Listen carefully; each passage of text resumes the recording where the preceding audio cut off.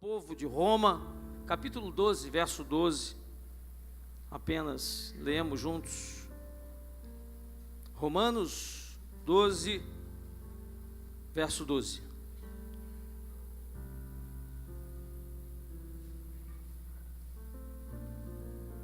A palavra de Deus diz assim: alegrai-vos na esperança, sede pacientes na tribulação e perseverai na oração. É exatamente isso que nós viemos fazer aqui nesta noite. Viemos pedir, obviamente, orar, clamar ao Senhor, conversar com Ele, mas para aqueles que estão vivendo um tempo difícil, eu creio que a prioridade seja essa aqui, perseverai na oração, no clamor, no louvor, naquilo que Deus quer falar conosco, sussurrar nesta noite ao teu ouvido. Oremos ao Senhor. Deus, primeiramente te agradecemos por poder ter chegado até a tua casa.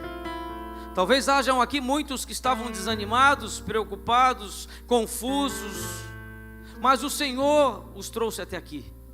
Obrigado, Deus, porque a tua palavra, ela vem direcionada às necessidades da igreja, e por isso eu te peço que não seja o meu falar, a minha boca, mas seja o teu Espírito Santo, Deus, a mover-se nesse lugar, Deus, e a fazer com que pessoas, com que irmãos que aqui estão, Deus, entendam e recebam a sua vontade nesta noite, e que tudo possa mudar, Pai amado Deus, na vida daqueles que aqui estão. Esse é o meu clamor, na vida daqueles que não vieram, mas que estão representados aqui pela sua família. Talvez hajam maridos aqui sem a sua esposa, talvez hajam esposas clamando pela conversão do seu marido, talvez filhos estejam pelo caminho aí perdidos nas noitadas da vida. Pai, nos ajuda em nome de Jesus, esta é a nossa oração. Fala conosco, Pai, que o seu milagre alcance as nossas vidas nesta noite. Esta é a minha oração. Amém e amém. Pode se assentar. Neste capítulo que nós lemos aqui na carta aos Romanos, o apóstolo Paulo, ele descreve aqui de uma forma muito fácil de se interpretar diferentes aspectos da vida cristã. Mas em especial nesse versículo, ele nos dá uma dica, ele nos dá um conselho, ele nos dá uma fórmula que eu vejo como especial para as nossas vidas. Ele nos ensina como nós, como eu e você, aqueles que aqui nesta noite estão, como nós em Jesus Cristo podemos permanecer firmes, de pé, vivendo uma vida de vitória, como disse aqui no início, chamado por Jesus. Mesmo para aqueles que estejam nessa noite vivendo os dias talvez mais difíceis da sua existência. E eu profetizo sobre a sua vida, sobre nós nessa noite, sobre as lutas que você está vivendo, porque eu creio num Deus que nos direciona, que nos dá estratégias, que fala conosco, que muda situações, que remove barreiras, que muda o coração duro, que tira a frieza do coração e transforma as nossas vidas, mesmo quando estamos nos erros, nos pecados, naquilo que sabemos que não nos conduz a um tempo de vida em perfeição, em vontade do Senhor. Ele vem, nos toca e nos muda, nos transforma, nos chama para perto e nos renova a nossa fé, a nossa esperança, e assim nós conseguimos continuar a nossa caminhada, lutando pela nossa família, pelos casamentos que aqui estão, que é o objetivo, creio eu, maior do inimigo, vir contra os casais, contra as famílias, tentar dilacerar e afastar assim os seus filhos. Mas em nome de Jesus, seja qual for a situação, eu creio que Deus nesta noite começará a mudar em nome de Jesus. No meu entendimento, na minha visão, Ele nos apresenta os segredos, como eu disse, de uma vida vitoriosa. Eu disse vida vitoriosa, independente da luta. Mas pastor, eu estou chorando e o senhor vai falar em vida vitoriosa. Vou falar em vida vitoriosa com Jesus, mesmo nas lutas. E que segredos são esses? O primeiro que eu leio aqui no início do versículo é alegrar-se na esperança. Meu Deus, mas tem problemas que enfrentamos, há lutos, há doenças que nos atingem, há separações. Como eu já disse, há filhos que se vão, há coisas que acontecem, o desemprego, a falta do recurso financeiro, de honrar a sua casa, os seus compromissos, seja o que for. Aqui diz no início do verso, a alegrar-se na esperança. Então já começa aqui, de alguma forma, Deus falando que diante dos desafios que enfrentamos na nossa vida, mesmo que os nossos olhos estejam apenas contemplando uma realidade negativa que nos cerca e nos consome, mas aqui diz que nós podemos ver e que nós podemos nos alegrar com uma realidade diferente daquela que estamos vendo, ou seja, uma realidade, eu posso dizer que espiritual. Mas o que é isso? É você antever, pela sua fé, é você prever que essa situação vai mudar. Basta que você faça a sua parte, e Deus, Ele vai fazer a dele. Basta você olhar para o seu problema. Para alguns aqui o seu problema é o seu marido, não é verdade? Estou falando que é você não, Vicente. Ele me olhou com a cara feia agora.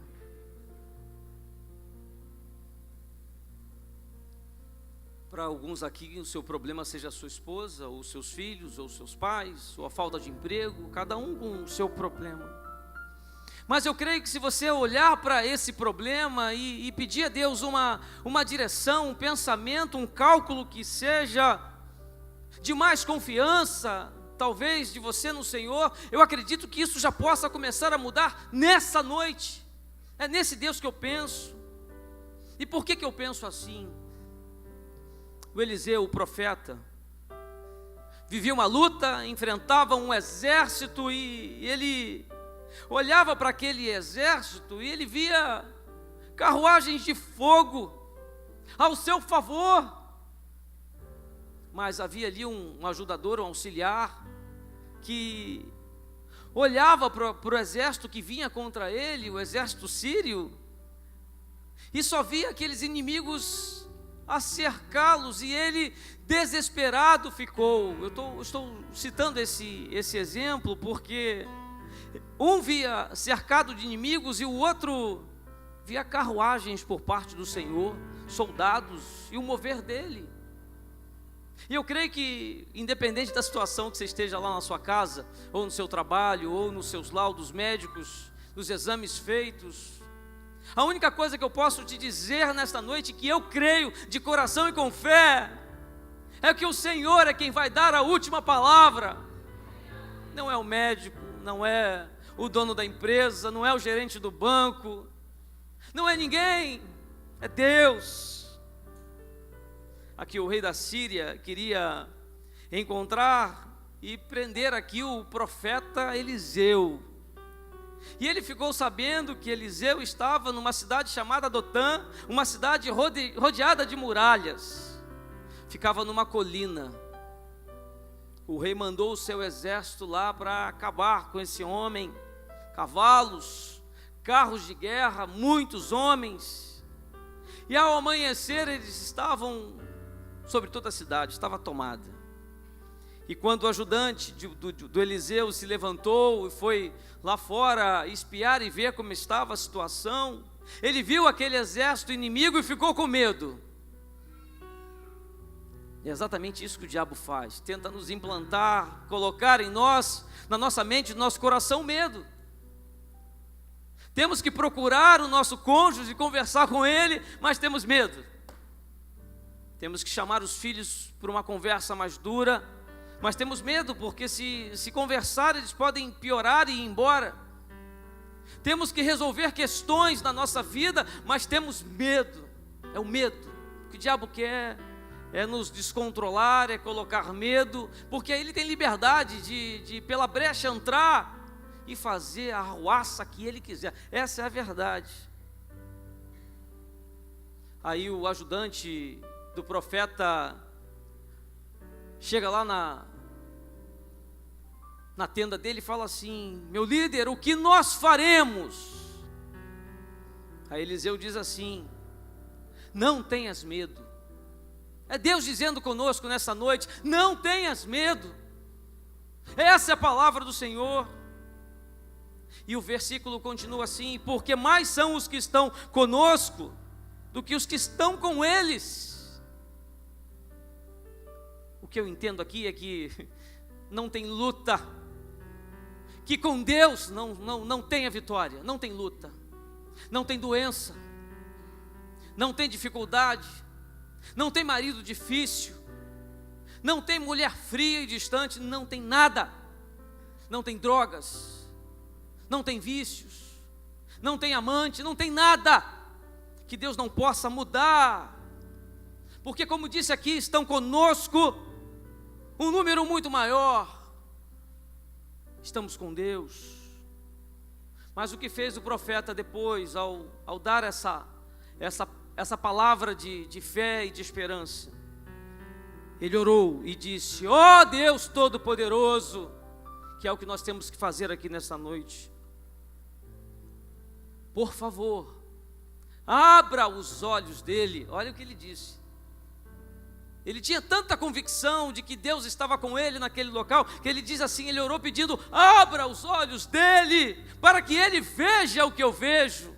Essa é a minha oração, para que Deus abra os seus olhos, abra o seu coração, para que você possa cumprir a vontade dele. Ele tem falado conosco, semana após semana, coisas que precisamos fazer e não fazemos, empurramos com a barriga. Alguns mais estudiosos preferem dizer procrastinamos. Difícil, mas eu consegui. Mas Deus, em nome de Jesus, que os nossos olhos, que o nosso coração nessa noite seja aberto pelo Senhor, pelo Teu Espírito Santo, e que nós saiamos daqui não só com aquilo que nós recebemos através da Tua palavra e do Teu louvor, mas que nós saiamos daqui com a vontade, com a força necessária para cumprirmos mais do que temos feito. Não tenhamos mais medo. A Bíblia diz que Deus abriu imediatamente os olhos do ajudante, de modo que ele viu. Eu creio que Deus nesta noite está abrindo sim os nossos olhos. E quando ele olhou naquela região montanhosa, estavam cheias de cavalos e de carros de guerra, de fogo, em torno de Eliseu. Isso está em 2 Reis 6, verso 15. Mas pastor, então o que nós podemos então nesta noite aprender com isso? Nós podemos aprender que Eliseu estava cercado do exército da Síria, mas ainda assim ele estava calmo, estava tranquilo, ele estava focado na batalha que ele tinha que enfrentar. E você está focado? Está focado em chegar na tua casa e fazer aquilo que precisa ser feito? Aquilo que você tem adiado? Aquilo que você tem impedido sendo a barreira para que Deus possa executar a tua cura, o teu milagre, a tua restauração? Esse homem confiava em Deus. E ele via que Deus estava protegendo. Deus tem nos protegido, Deus tem te dado segurança, Deus tem te dado livramentos. Mas quando nós estamos enfrentando uma luta, um problema, uma crise, quando estamos com medo, vivendo um luto, seja qual for, nós meio que perdemos um pouco da confiança no Senhor, a nossa fé vai nos esfriando, nós vamos nos afastando do templo, da casa do Senhor, da comunhão com os irmãos, nós vamos desanimando. Mas em nome de Jesus, que nós venhamos a reconhecer que nesta noite Ele está nos protegendo a nossa casa, a nossa família, independente de onde os nossos queridos familiares estejam. Ele está lá, os seus anjos estão lá, o Espírito Santo está fazendo, só porque você crê, só porque você tem confiança no Senhor, Ele está fazendo. Fica claro aqui para mim, acredito que para você também, que Deus está protegendo aqui esse povo. E podemos dizer que de uma certa maneira, nós também conseguimos enxergar. Talvez você esteja olhando para uma luta que você vai viver amanhã, no teu trabalho, ou na tua casa. ou no acordo que você vai ter que fazer, alguma coisa que você vai fazer amanhã, tem um processo na justiça, não sei, ou dessa semana. Talvez você olhe e veja inimigos, veja dificuldade, veja impossíveis, veja dificuldades. Talvez você já saia da sua casa entendendo ser o dia da tua derrota.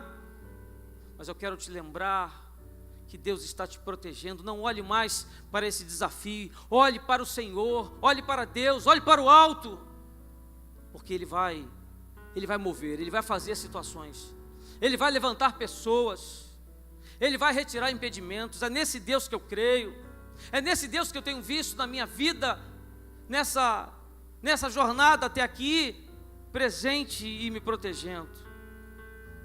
O que eu posso te dizer com o meu testemunho, com a minha vida, é que se nós tivermos fé de que Deus está protegendo o seu povo, e sempre confiarmos nele, nós nos sentiremos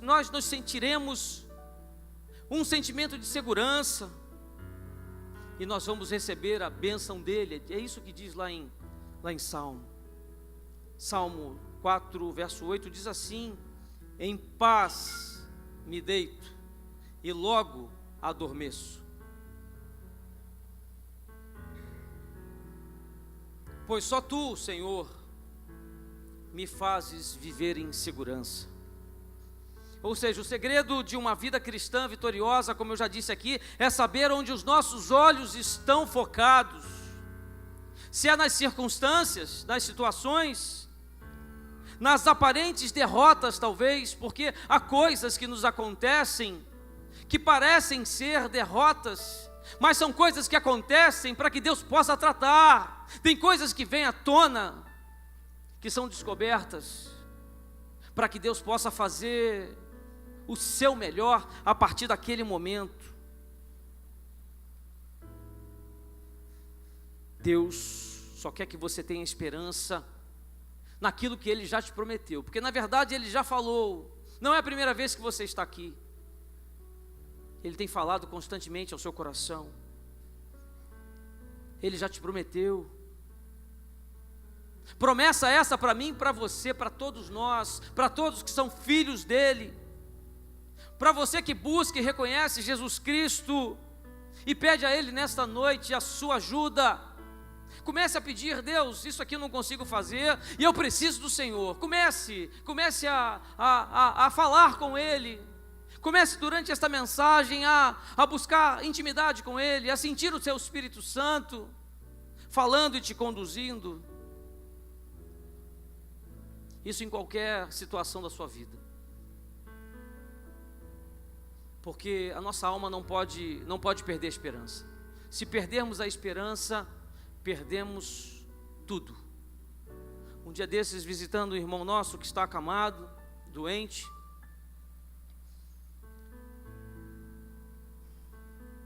ele disse para mim que perdeu a esperança, que desistiu da vida, que eu reconheço que a situação dele é muito difícil. Só me restou orar, levar uma palavra de consolo e de esperança para ele. E 2 dias depois ele me liga e diz assim: pastor, eu sei que eu te deixei triste aquele dia, mas deixa eu te dizer uma coisa. Eu recebi novos exames e as coisas começaram a mudar. O câncer recuou, e é um milagre. E eu quero te avisar para você conversar com o bispo Robson, porque eu estarei testemunhando daqui a alguns meses naquele altar santo do Senhor. Eu falei: meu Deus, é isso.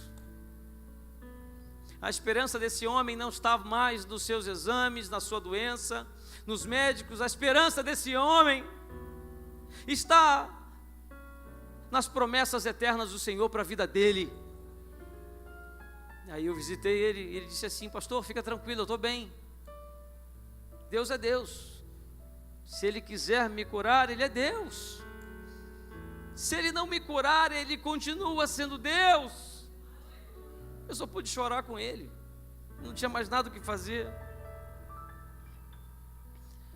As últimas palavras foram para mim muito difíceis de ouvir, eu sou muito emotivo. Ele disse assim: meu corpo aos seus olhos desfalece, mas eu estou sentindo uma paz tão grande, mas tão grande, que nem dor mais eu sinto. Falei: Deus, só pode ser o Espírito Santo de Deus agindo na vida daquele homem. E eu tenho outros relatos para contar, talvez passaria horas aqui falando do que tenho visto através desse ministério. Quando aparentemente não tem mais jeito, mas quando a sua esperança está firmada em Deus, algo de Deus acontece. Você pode até falar assim: mas pastor, a cura ali ainda não chegou. Mas algo de Deus já aconteceu. A fé voltou, a esperança daquele homem de receber a cura voltou. Ele está vivendo novamente com os filhos e netos, em alegria por aquele quintal. Isso, meu Deus, isso fala demais por parte de Deus ao meu coração. 1 Pedro capítulo 1, verso 3 diz assim: bendito seja o Deus e Pai de nosso Senhor Jesus Cristo, que segundo a sua grande misericórdia nos regenerou. Ou seja, eu creio que Deus nesta noite está regenerando a sua vida, e é nesta noite, para uma viva esperança.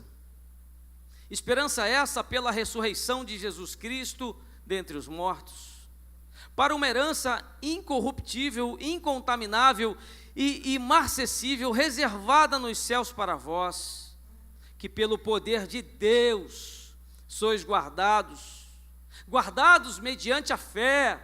Para quê? Para a salvação que está preparada para se revelar no último tempo, na qual exultais ainda que agora por um pouco de tempo, sendo necessário estejais contristados por várias provações. Muitos estão aqui desse jeito hoje, para que a prova da vossa fé, mais preciosa do que o ouro que perece, fé é mais precioso do que o ouro, embora provado pelo fogo, redunde para louvor, redunde para glória e honra na revelação de Jesus Cristo, a quem sem o terdes vistos a mais, no qual sem agora o verdes, mas crendo exultais com gozo inefável e cheio de glória, alcançando o fim da vossa fé, alcançando a salvação das vossas almas.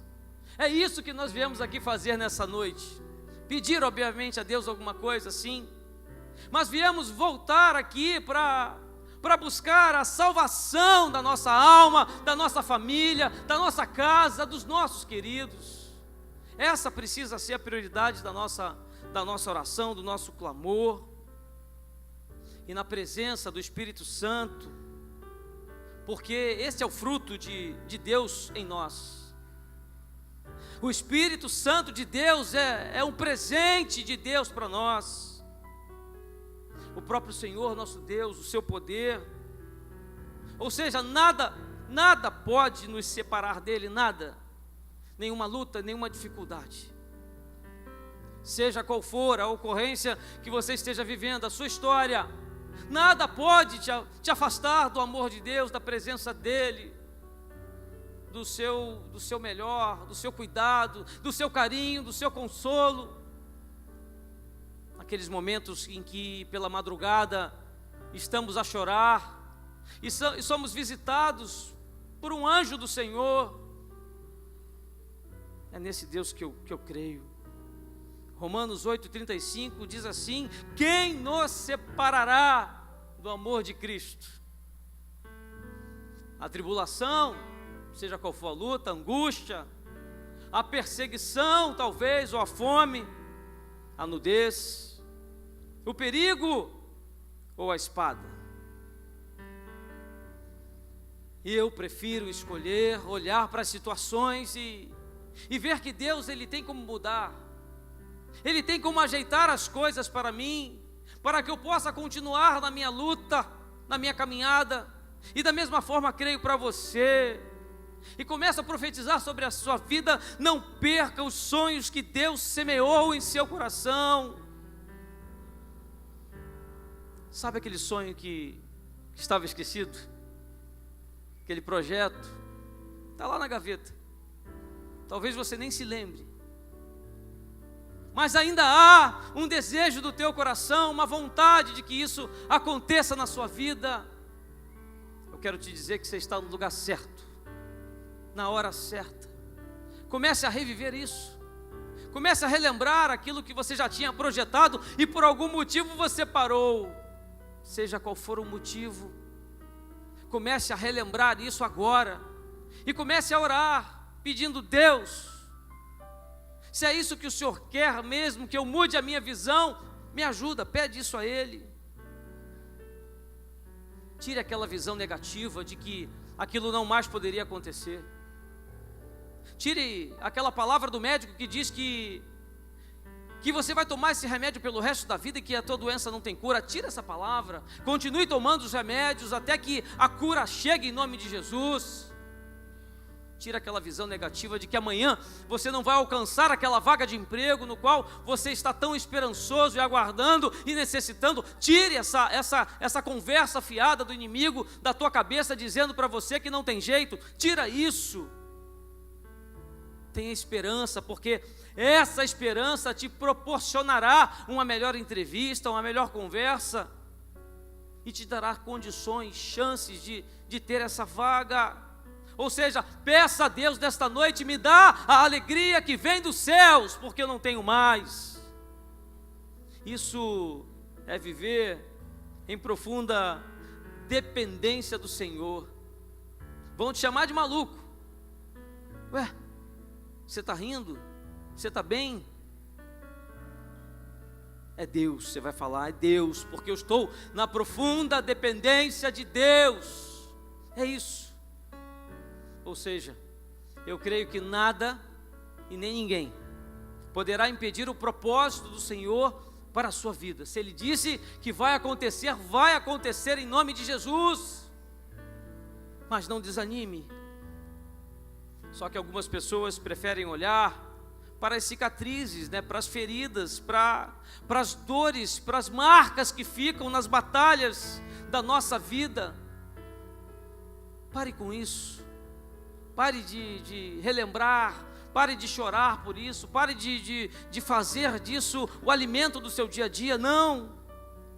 Olhe para a meta a ser conquistada. Qual é a meta? Qual é o foco? Qual é a missão? O que é que eu tenho que fazer hoje ao sair daqui? Olhe para isso. Se é pedir perdão, peça. Se é se corrigir com alguém, se corrija. Se é se liberar de algo que tem te amarrado, te prendido, se libere em nome de Jesus. Não faça mais.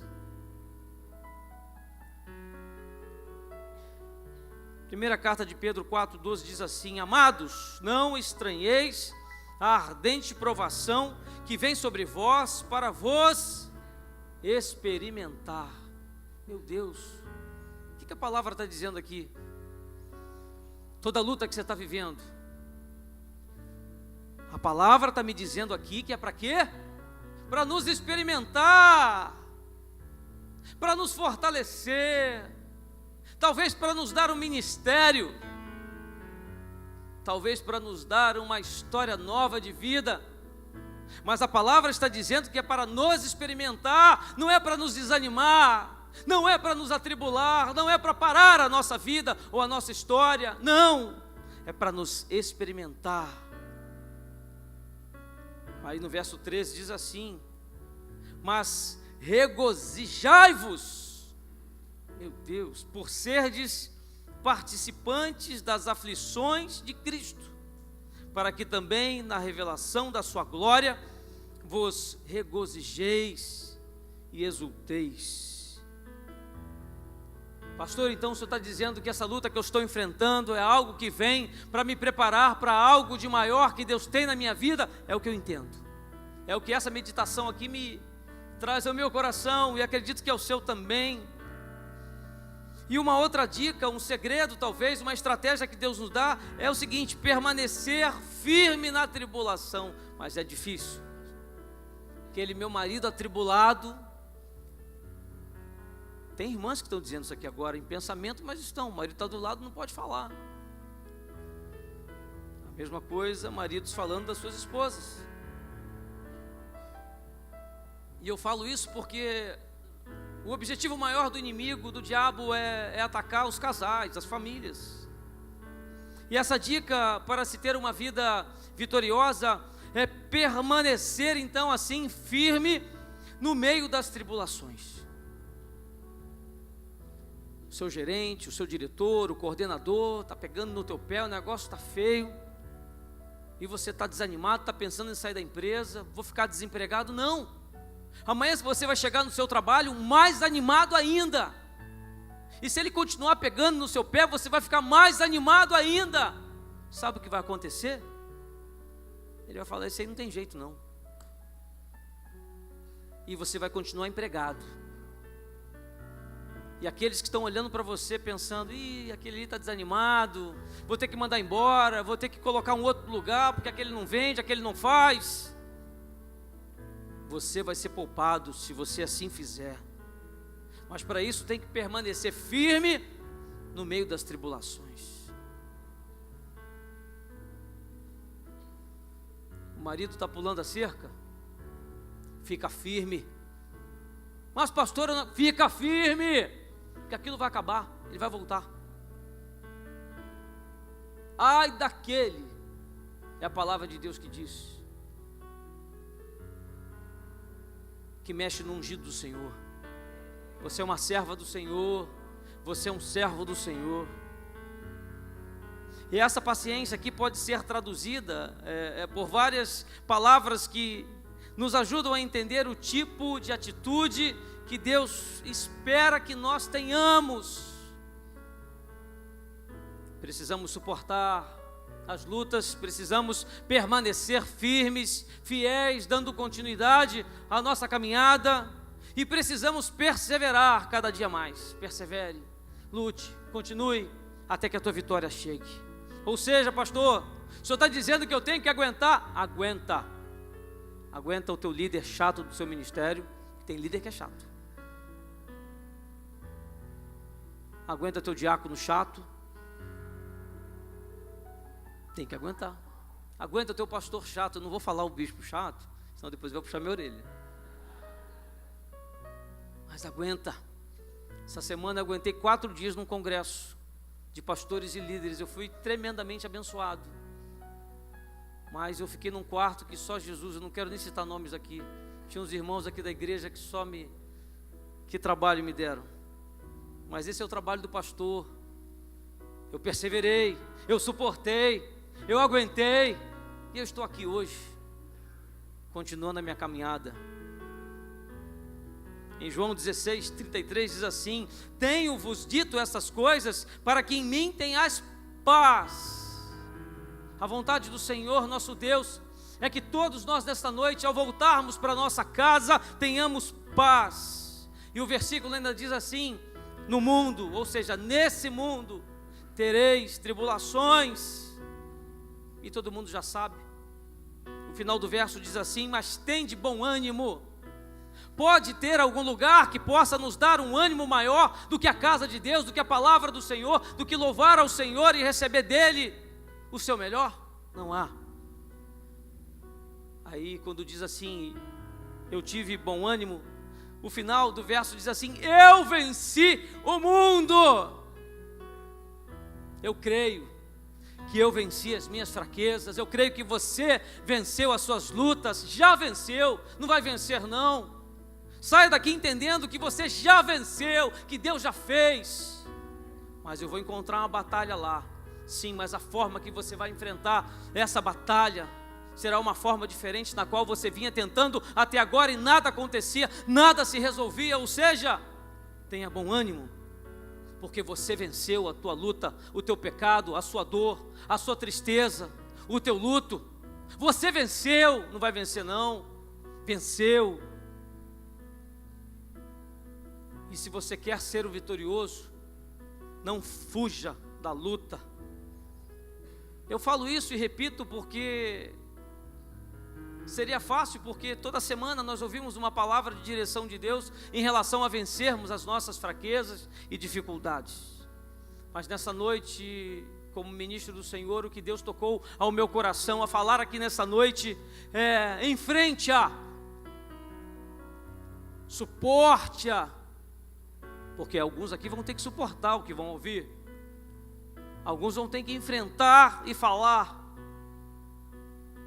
pois é através dela que a vitória será construída na tua casa, na tua família, nos teus negócios, na sua vida ministerial, por onde você passar. Mas tem alguns que mesmo assim preferem fugir do Senhor nosso Deus, é o que me parece. Pastor, quanto mais eu me aproximo do Senhor, mais a luta aumenta. Lembra que eu falei aqui que o verso diz que nós seríamos experimentados? Você está sendo moldado para algo grandioso, algo valoroso para o reino de Deus, algo que eu não tenho como contemplar, talvez nem você, mas Deus tem. Ele está formando aqui nesta noite homens e mulheres de Deus, eu creio. Alguns homens principalmente, eu tenho visto morrer no deserto por fugirem dos seus gigantes. Eu lembro de um congresso que teve aqui de homens desafiando gigantes, que benção. Homens estão morrendo, mulheres estão morrendo porque não querem enfrentar o gigante, não querem enfrentar o pecado, não querem passar pelo tratamento, não querem buscar ajuda, não querem se expor. Mas em nome de Jesus, o que eu tenho aqui nesta noite recebido do Senhor é que para uma vida vitoriosa, nós precisamos permanecer firmes, sim, com a fé inabalável, sim, na certeza, na esperança, na fé que Deus é fiel, mas precisamos fazer a nossa parte. Mesmo quando nós somos lançados, isso acontece nas fornalhas ardentes da vida. Eu não sei se você já enfrentou uma fornalha ardente, eu não sei, eu já enfrentei várias, acho difícil de ninguém ter enfrentado. Aí eu lembro aqui dos amigos do profeta Daniel, que dizia que o rei, que quem não se ajoelhasse e não adorasse a estátua seria jogado numa fornalha acesa, um fogo alto. Os amigos de Daniel eram Sadraque, Mesaque e Abidnego. E esses homens não se ajoelharam. Mas por que o pastor está dizendo isso? Porque talvez amanhã, depois de receber uma palavra de correção, de exortação, venha por parte do diabo uma oferta para a sua vida, e talvez você rapidamente se esqueça de tudo aquilo que Deus está fazendo aqui nesta noite com a sua vida. Não se renda às ofertas do mundo, não se renda àquilo que é a fraqueza da tua carne, não se renda a nada, somente ao que Deus tem falado ao seu coração. E o que aconteceu com esses homens, com os amigos do profeta? Eles sobreviveram àquela fornalha, saíram sem nenhuma queimadura, sem nenhum arranhão, e depois eles foram reconhecidos pelo rei. Olha só, eles estavam fadados à morte, foram reconhecidos pelo rei em cargos dos mais importantes do reino. Meu Deus! Eu creio na palavra do Senhor. Eu creio que se você não negar a Cristo e continuar perseverando com fé, vai fazer isso aqui na sua vida, Deus, ou seja, você será reconhecido, sim, na sua casa, no seu trabalho, na sua igreja. Fica firme, fica com o Senhor. E esses homens, eles sabiam que quando eles confiassem em Deus, Ele o guardaria de todo perigo. Deus está te guardando de algo que você talvez nem saiba. Na maioria das vezes não sabemos. Muitos livramentos que chegam até a nossa casa, nós nem sabemos. Paulo, na segunda epístola também, aos cristãos residentes em Corinto, ele, numa batalha da vida dele, ele escreveu assim, 2 Coríntios 4:7, temos, porém, este tesouro em vasos de barro, para que a excelência do poder seja de Deus e não da nossa parte. Olha só que coisa linda. O poder não é da sua parte, não é da sua força, não é do seu poder, não é do seu dinheiro, não é da sua empresa, não é de nada, é de Deus. Em tudo somos atribulados, mas não angustiados, perplexos, mas não desesperados, perseguidos, mas não desamparados, abatidos, mas não destruídos, trazendo sempre no corpo o morrer de Jesus, para que também a vida de Jesus se manifeste em nossos corpos. Pois nós que vivemos, estamos sempre entregues à morte por amor de Jesus, para que também a vida de Jesus se manifeste em nossa carne mortal. Meu Deus, o que o pastor está dizendo com isso aí? Aí eu fui lá num pensador, Wilson Tozer, ele escreveu assim, sobre esse verso, um comentário: parte do milagre da graça é que vasos quebrados, se você nessa noite se sente como um vaso quebrado, diz a palavra que você pode ser totalmente restaurado. E ainda diz aqui, com maior capacidade do que antes. Tem noção do que Deus está falando aqui? Você já era bom, filho. Filha, você já era boa. Só que agora eu vou te dar uma dose maior. Aí o comentário ainda diz assim, porque o servo de Deus, eu e você, não pode ser destruído. Ou seja, não desista no meio da luta, não desista agora. Espere que o grande autor, que Deus, o Deus da vida, Ele possa escrever as próximas páginas da sua vida, Ele possa te dar aos teus olhos uma nova cena, porque Ele ainda não terminou a tua história, nem a história da tua família. Por mais que o inimigo diga ao contrário. E para concluir a mensagem, a hora voou, eu já falei demais, e você está cansado, quer ir para casa, mas eu preciso falar sobre isso, porque esse aqui para mim é o mais importante. Ser inabalável na oração. Meu Deus, quanto Deus tem falado comigo pelas madrugadas, como o ministério me fez me tornar um homem que venha buscar ao Senhor num tempo da noite, aonde Ele venha me responder aos meus questionamentos, aonde Ele venha me dar uma direção de como agir, o que falar, como fazer acontecer as coisas de Deus. Mas reconheço que sou teimoso, enganoso, turrão, às vezes, e o que me resta fazer é orar ao Senhor, ser inabalável, como diz o versículo, na oração, dedicar tempo de ouvir Deus falar comigo. Como eu não vejo a hora de, às 6 horas da manhã, estar nessa torre de oração, clamando ao Senhor, com irmãos, por causas que Deus possa nos atender. Como eu vejo a hora, eu creio que esse seja o equilíbrio da balança, para você poder viver com alegria, com esperança e com firmeza na tribulação, nessa luta que você está vivendo. Isto é possível sim.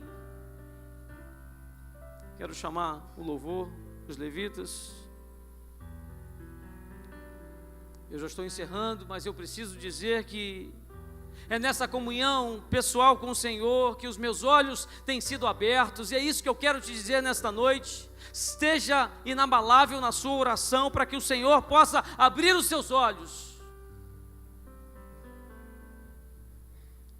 Quando nós oramos, a nossa visão muda. Eu não sei se já aconteceu isso com você. Eu atribulado numa situação uma vez, nervoso, chateado, querendo pegar o telefone e falar um monte de besteira e asneiras para o outro lado. Eu resolvi ouvir o Senhor naquela vez e falei: eu não vou falar nada, eu vou orar ao Senhor, por mais que eu esteja com vontade, eu vou orar. Parece que a minha visão mudou. Eu repensei, eu recalculei, eu não fiz aquilo que eu queria fazer. E o que houve ali foi uma intimidade com Deus, a presença dEle, e aquilo invadiu meu coração, e é o que vai acontecer com você nessa noite.